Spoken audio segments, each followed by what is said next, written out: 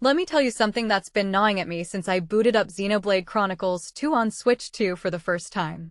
You ever play a game that feels like it was made for you, personally? Like the developers peeked into your brain and said, "We know you've been dying to revisit this world, so here's a little extra love to make it perfect this time." That's exactly what Nintendo did here, and I'm obsessed.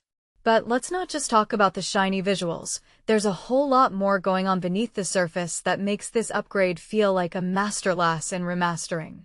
Let me break it down for you. Here's the thing. When a game gets a remaster, it's easy to assume it's just a graphical upgrade. But this is a love letter to fans who've been waiting years for a second chance to experience Alrest. I mean, how long has it been since Xenoblade 2 had a major update? Since 2018. That's longer than most of us have been alive. And yet, when I loaded up the game again, it felt like I was stepping into a new world. The Cloud Sea isn't just prettier, it's smarter. The way the lighting dances across the Titans, the way the resolution scales seamlessly between handheld and docked modes, it's like Monolith Soft took a step back and said, "We're not just making this look better. We're making it feel better." But here's where it gets fascinating. The real magic isn't in the visuals, it's in the tiny, almost invisible changes that make the gameplay better. Take the field skills system. I used to dread those checks. You'd be in the middle of a quest, fail a lockpick attempt, fumble through menus to equip the right blade, and then repeat the whole thing. It felt like a game punishing you for wanting to progress. Now, you can just let your blades contribute without worrying about equipping them. It's a small change, but it's the kind of thing that turns a meh experience into a "wow, why didn't I think of this sooner" moment. It's like the developers read my mind and fixed the one thing that always bugged me about the game. And then there's MOMO. Oh, MOMO. She's not just a new blade, she's a bridge between two worlds.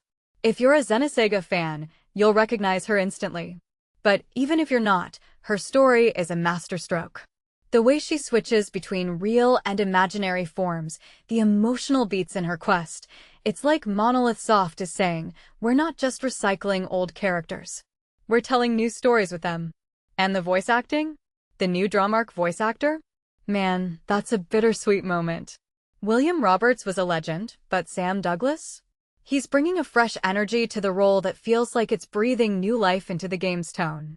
It's not just a new blade. It's a new chapter in the series' storytelling evolution.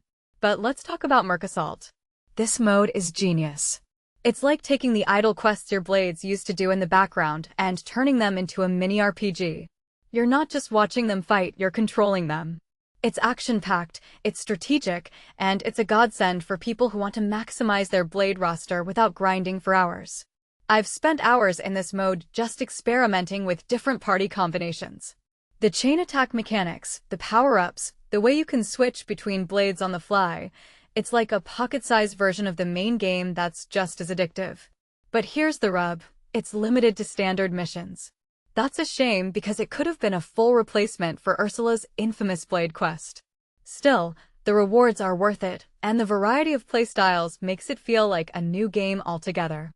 Now, I'm not saying this upgrade is perfect. There are some audio issues. Voices suddenly blasting over the soundtrack in combat is jarring. And that amiibo bug? Ugh. It's a reminder that even the best remasters can have hiccups.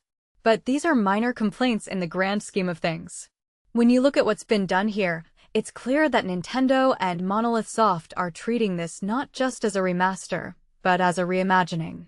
A chance to refine the game they already knew was special and make it even better for the next generation of players. So, what does this mean for the future of JRPGs? It means that remasters aren't just about nostalgia, they're about evolution. They're about taking something beloved and giving it new life, new mechanics, and new stories. And if you haven't played Xenoblade Chronicles 2 yet, this is your sign to dive in. If you have, this is your chance to fall in love with it all over again. Because at the end of the day, this isn't just a game. It's a world, and it's never looked better or felt more alive.